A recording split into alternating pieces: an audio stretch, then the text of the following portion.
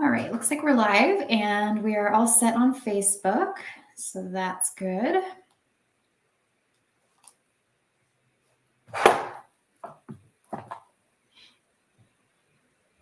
All right. Have some people joining us. Good morning, Dave. Thank you for joining. Happy Wednesday. It's weird to me that it's Wednesday already. All right, well, we will go ahead and get started. Excuse me. So good morning, everybody, on this snowy Wednesday morning. The snow is really beautiful out there today. Thanks for joining us today for your network welcome. I'm Jamie Chavez, President and CEO of the Westminster Chamber of Commerce. And every Wednesday, we bring to you a live broadcast featuring one of our newest chamber members to introduce them and give them a chance to talk to you about their business. If you're new to the broadcast, thank you for being here. We appreciate it and encourage you to like and follow our page so that you get notifications for when we go live in the future. And if you're on YouTube, you can subscribe and then also explore previous broadcasts there as well. We also offer broadcasts on Monday, which are dedicated to city updates from our city councilors, Mayor Pro Tem, Mayor, and then other city officials as well. And those broadcasts offer a chance to hear about what's going on down at City Hall. So we hope you stay tuned for those as well. And then the last Friday of the month, we reserve for Jefferson County Commissioner Tracy Kraft Tharp. So stay tuned for those for broader county matters. As you watch the broadcast this morning, we encourage you to engage with us, post any questions, comments, or say hello in the comment section, and we will get to those during the interview. And now finally, a warm welcome to Sue Vencill with Business Maps Coaching and Training. Thank you for joining us today. Good morning, Jamie. Thank you so much for having me. Yeah, thanks for joining, Brian. Good morning. Yeah, well, so you and I have known each other over a year now, and so I've gotten to know you and your business and what you do, and I'm very impressed with your work. I think that being a coach, especially like a business coach or a life coach, is pretty difficult to be good at, and I think you're very good at it. So I'm just going to let you jump in. We've got Denise joining us as well. Good morning, Denise. Thanks for joining. So I'm just going to let you jump in and tell everybody what you do and why you do it. Well, good morning, everybody. As Jamie said, I'm Sue Vencill, and my company is Business Maps Coaching and Transformational Training, and I am a business coach. Jamie mentioned that there are business coaches and there are life coaches, and I will tell you that my philosophy is that those overlap. So while I'm not a life coach, I believe that our businesses impact certainly our lives and vice versa. So I work on both of those areas as a business coach. I've been doing the business coaching now for the last 6 years. I have actually been a coach for the last 26 years. I coached realtors for 20 of those years, mostly newer realtors who were looking to build their businesses. And I had the privilege of getting to work with them to set up their business plan, what they were going to do to succeed, why they were in it in the first place. And I got an opportunity to do that and also to train. I still train in the real estate arena. I no longer coach realtors. And 6 years ago, I had an opportunity, which I'm so grateful for, to take what we've learned in the real estate business arena to the business community at large. And so the tools, the systems, the models that we've developed over those couple of decades in the real estate arena, I've been able to share those with businesses outside of real estate, which has been very exciting. Yeah, definitely. What inspired you to get into this? You know, I've been a teacher, I think, all my life. My siblings would just simply tell you that I'm bossy. And I was college educated as a teacher. I taught music in the public school classroom for several years. And so the training avenue of what I do has come very naturally. The coaching has been kind of an offshoot of that. And the thing I love about coaching is I get to take a training issue as an example and work one-to-one with a business owner or a business leader on topics that will impact both their business and their life. So that's been really, really a great privilege and honor to get to do. People allow me to come into their lives and their businesses. They're very vulnerable. They're very transparent. And I do not take those relationships lightly. I'm very honored to get to do that. Yeah. Yeah, that's awesome. And how would you describe your approach to coaching? Like what sets you apart in your methods from other businesses or from other business coaches? As I said before, it's the approach to the whole person. So a business leader, obviously you're dealing with business issues. You also have things going on in your life. We call it art and science of coaching. So the science of coaching is the tracking and the accountability and coming up with the numbers that work in a business and then tracking those to be able to succeed based on those numbers and learning from all of that to make accommodations for changes and that kind of thing. The art piece is also necessary. It's learning to hear what's in between the words. When I have a coaching call, and I'll just give you an example. I'll say, how are you doing? I'm okay. Okay, let's talk about that first, right? We don't just gloss past that because there's something going on that we need to figure out before we go into everything else. So that's what I mean by the art and science. And I think that sets us apart. Awesome. We do have a question from Dave. Hi, you said you Dave. taught music. What was your instrument and focus? I actually taught vocal music. So I had choirs. I taught kindergarten through 12th grade in a very small rural school in Nebraska. We had 110 kids in the entire school. So it was really fun. I was a band geek growing up. I played the mallet instruments in orchestra or concert band. And then I played the big bass drum in the marching band, the one that twirls. It was great fun. Yeah, I was in marching band too. Oh my gosh, a million years ago. Let's hear it for band geeks. Yeah, I still march. Like whenever I'm walking with music, I still walk in step with the music. It's really rather annoying. Awesome. It's awesome. Yeah. And you're still in choir, right? You still sing? I still sing. Yes. I'm in an audition group in Broomfield. It's called the Colorado Repertory Singers. And I'm going to give a plug there if you're okay with that, Jamie. Yeah, of course. We have our holiday concerts coming up the first weekend of December. And you can go to coloradorepertorysingers.org. That's our website where you can purchase tickets. It's an amazing group of phenomenal musicians. We have 4 generations in the group. So it's very eclectic and just lots of fun. And I think we're pretty good. So it's worth your time to come and hear us. Yeah. Well, I know a bunch of people that have gone and said great things. So I look forward to going to one of those. Yeah. Yeah. And I've had the pleasure and honor of getting to travel lots with singing. So I have sung at Carnegie Hall and the Kennedy Center. I did a USO tour right out of college. So it's been a real pleasure to get to see other parts of the world at the same time enjoying music. Yeah, definitely. Well, Denise Thanks, can Denise. attest to a beautiful voice. Awesome. Well, that's really exciting. Thank you for sharing that. So maybe we can talk a little bit about some of your strategies that you recommend for business owners that are looking to navigate today's challenges. Every time I talk to a business owner and I ask their biggest challenge right now in their business, it comes down to one of 2 things, sometimes both. It's either time. I don't have enough time. I don't have time for my life. I don't have time to do everything I want to do. Or the second thing is money. So I either don't have enough time or I don't have enough money. And sometimes it's both, right? Yeah. And so knowing that those are the biggest challenges most often or offshoots of that. The other thing that I think a lot of folks have experienced here recently is finding and retaining good talent for their companies, for their businesses. Yeah. And that's a challenge as well. And so we have some systems and some tools around all of that to help people overcome those challenges and get through them and come out on the other side successfully. Yeah, and I think sometimes I think that's one. I think you're spot on with the time and money, especially as a small business owner, especially as a new small business owner. It takes a lot to get to a point where you don't feel like that. And so, what are some of the strategies that you use to work with people on time management or reaching some of those goals when we just feel like we don't have the time?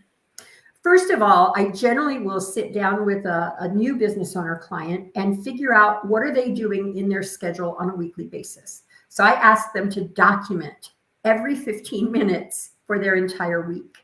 Then we go through that list and we figure out, okay, what in that list must I do? Only me. I must continue to do that. We color code that green. Then we go through the rest of the list and we ask, okay, what am I now doing that could be delegated to a person or a system that I already have? We color code those yellow. Then we go through the balance of the list, and obviously those are color coded red because those are things that I'm doing right now that are maybe not necessary, and I don't have a system or a person in place to be able to do. So those become my final priority. And then it's breaking it down to priority and using a tool that we have called the 411 in order to come up with what must I do today in order to meet my goal a year from now. So we reverse engineer everything back and then prioritize that. And understanding that it's always about progress, not perfection, which so many of us get caught up in. Yeah. And if I can win 3 days of my 5-day week, I've won the week. And so it's also dealing with that mindset piece. Yeah, definitely. And how do you measure success in coaching? What are We track everything. Okay. Everything. Once we have come up with the goals for that specific client and we've broken it down into action items, but we can't control results. We can control our activities.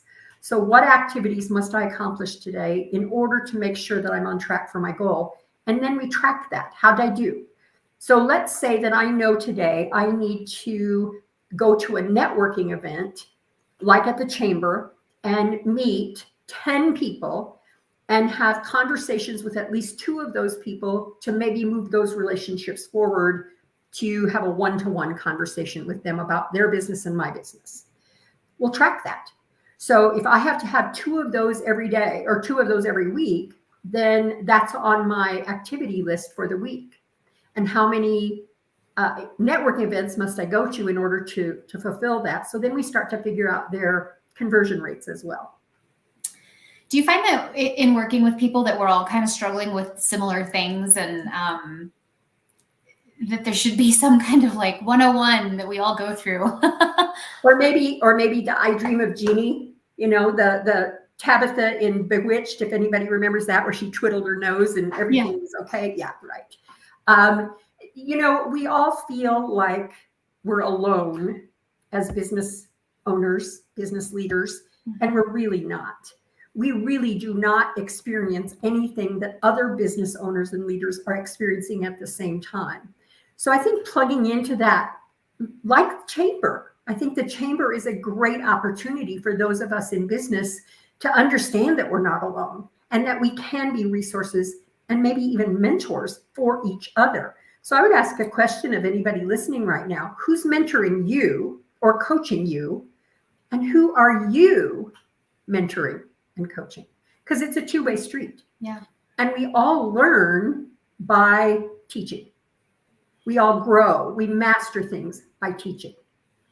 So I would answer that question that way. Well, and you just went to, you just went to a conference, I believe. So even you yourself as a business coach, you're still continually doing the improvement to be a better coach. So how do you apply your own recommendations and advice to your own coaching business? Number one, I drink the water I sell. I have coaches, right? I have a coach for my coaching business. I have a coach for my health. I have a trainer. I have a coach for what I put in my mouth food-wise. I have a nutritionist. Yep. I have a spiritual coach. So I have coaches that I lean into simply because as coaches, we see blind spots. And so when I have a blind spot that somebody else can see, I get further faster because I have coach. Yeah. The other thing I would tell you is I have a growth plan. And that's what you just mentioned. And I think that is so important. I have to fill my cup in order to have something to pour into somebody else. Mm-hmm. So if I'm not learning and growing and getting better, I have other coaches across the country who I have conversations with every week. There's a group of us, and then I do a couple of those with individuals. and we talk best practices. What's working? What's not working? What was the biggest challenge that we came up with and we couldn't overcome it? Have they seen that before? Again, it's just reaching out and developing those relationships. Yeah. And then the training itself. And because I'm both a coach and a trainer, this last conference I went to was on how to be a better facilitator, how to work with a room of people, whether it was on Zoom or in person, in order to make sure that they got the very most out of the content they could, instead of me being the sage on the stage, right? So it's a whole different philosophy, which I so agree with. So that growth plan for me is a big deal, because I have to be able to fill myself up to be able to pour into others. Yeah, and I think that's another area that business owners are really bad at. They work hard because it's hard work, and they know that, and they want to succeed, and it's all up to them. But then oftentimes they're neglecting things like their self-care, their health, their nutrition, their spiritual journeys, all of the stuff that you mentioned. So what is your advice there for for taking care of ourselves as business owners? I think we have to understand that we have to come first. And I don't mean that to sound selfish, because it isn't. Again, if you're not, it's like getting on the airplane and you sit in the seat, and one of the very first things they talk to you about is putting on whose oxygen mask first? Your own, right? You can't help the person next to you if you're not breathing. So put on your own oxygen mask first in order to be able to help somebody else. It's the same thing with our businesses, understanding that I must carve out time for me. I must have time to take care of my own health and wellness. I must have time to take care of my own growth business-wise. And in order to do that, that has to be set aside in my schedule. It has to be time blocked. So we talk to people all the time. You get to be the priority in your schedule. Time block you first. So you go in and you put in your time at the gym, as an example. You put in your time with your kiddos. You put in your time for vacations. Simply because if we don't do that, we always take a back seat.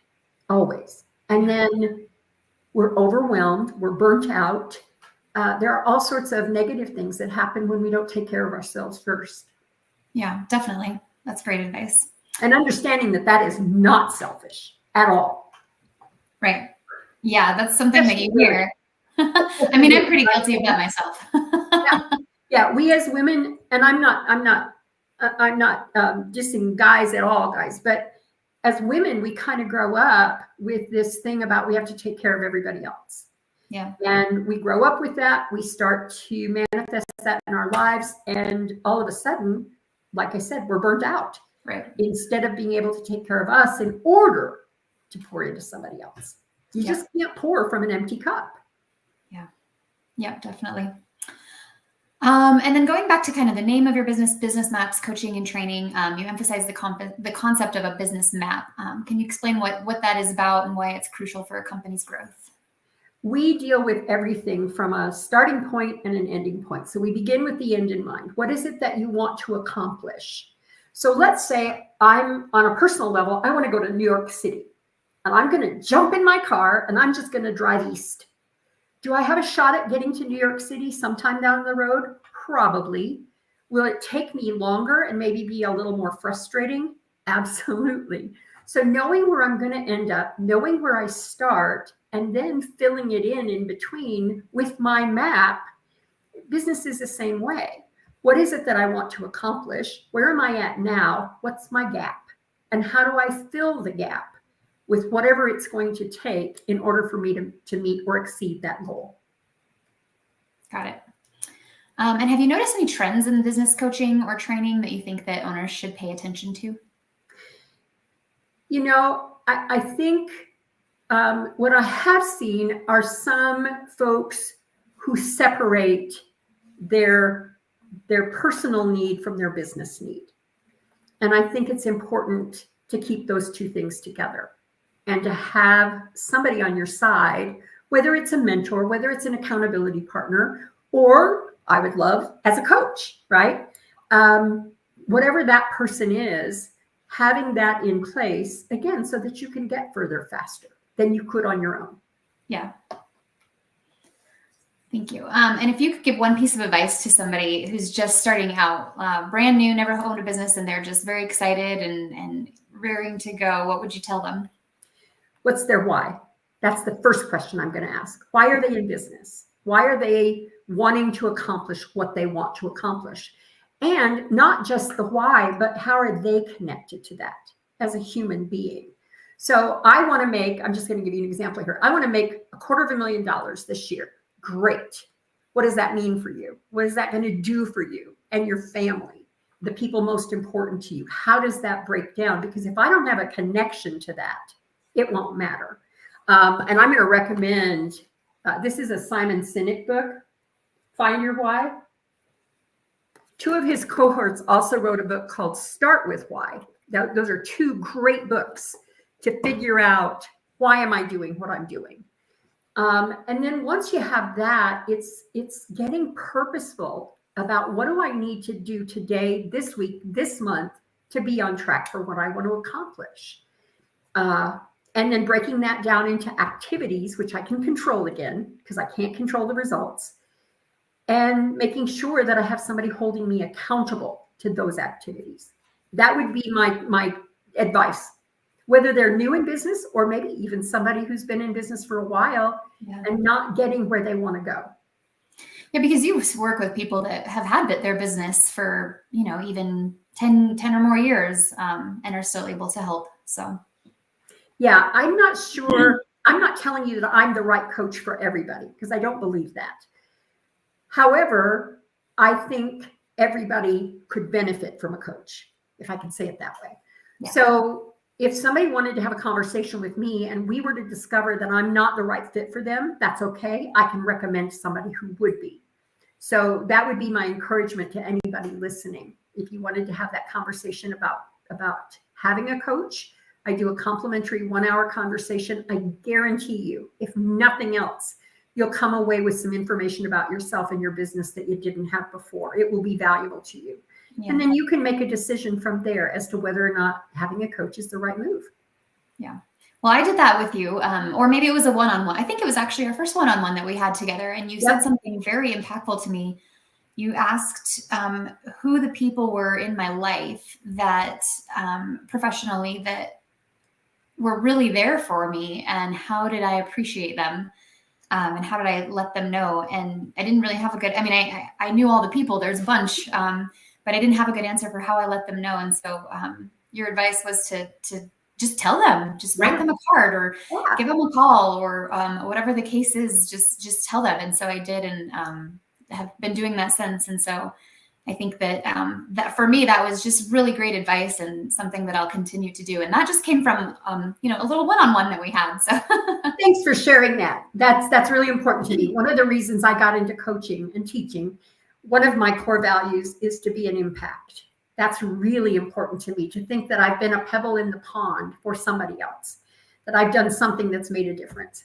So hearing that is just music to my ears. Thank you. Oh, good. Yeah. Well, I definitely got a lot out of that time together. I look forward to spending more time. And Emilio says Sue is awesome, so he agrees. Thanks for joining us, Emilio.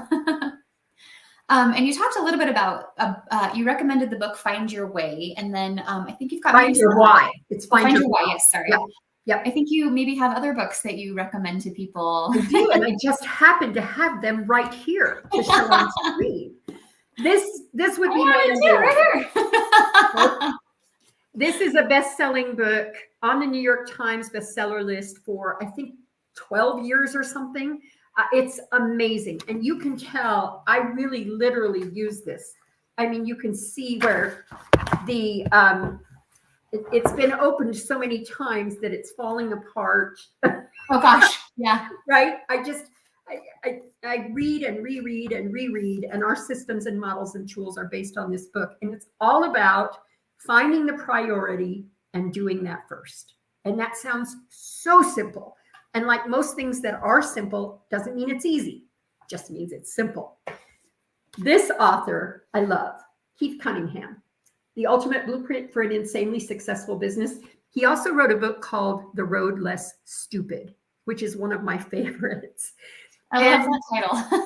He lost over $100 million in his business when the economy tanked.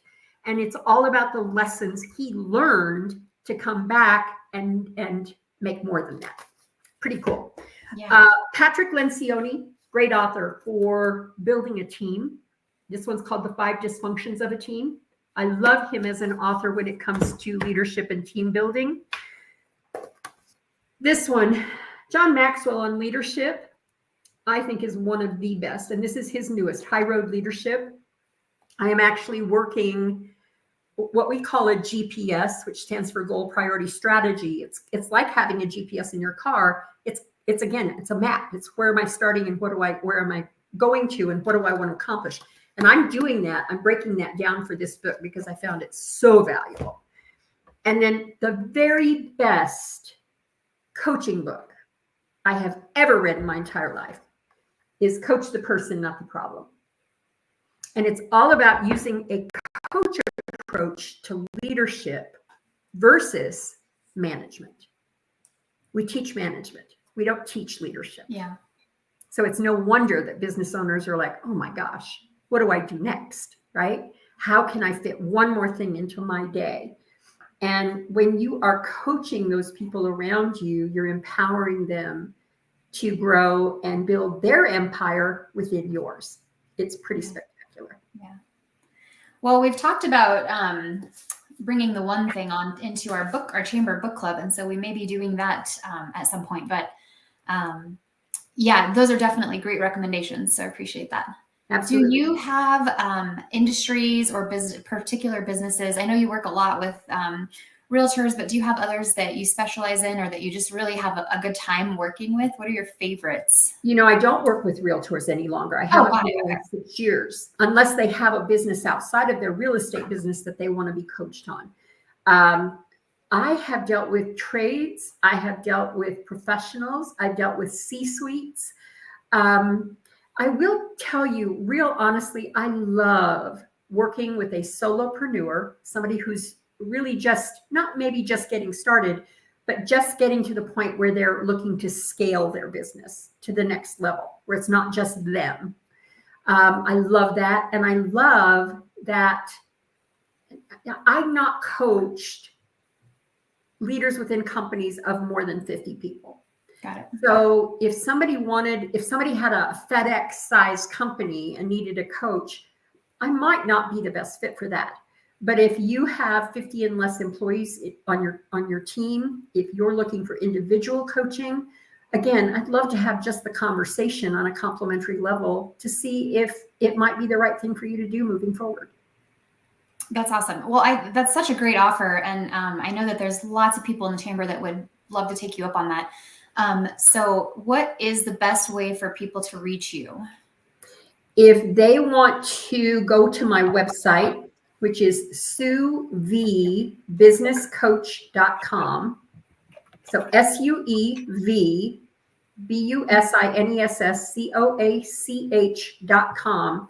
There's a couple of tabs on my website where they can go in and find an hour in their schedule and mine that match up, where they can schedule that hour of complimentary time. And I would love to do that for anybody and everybody who would like to. Yeah, I definitely recommend it. I got so much out of just our one-to-one and things that I'm still applying just to my everyday life and my personal life too. You mentioned that a lot of these things, you know, you can apply to both your professional and your personal life. And so, yeah, just appreciating people for what they bring, for what they do for me has been something I've been focusing on since we met. So I love that. Yeah, and especially the month of November, the gratitude aspect. That mindset of gratitude is just such a big deal year round, but especially in November. Yeah. Well, thank you so much for joining me today. Is there anything else that you want to leave our viewers with? Let me know if I can answer any questions for anybody, or if you have a specific topic that you'd like to talk more about, happy to do that. I'd love to make some connections and maybe do some one-to-ones. Yeah, that sounds great. Well, thank you so much. And thanks for being a part of our chamber and the value that you bring. And we will chat with you again soon. Thanks so much for the opportunity, Jamie. And thank you, everybody who came and listened. Yeah. All right. Well, happy Wednesday, everybody. Stay safe in the snow.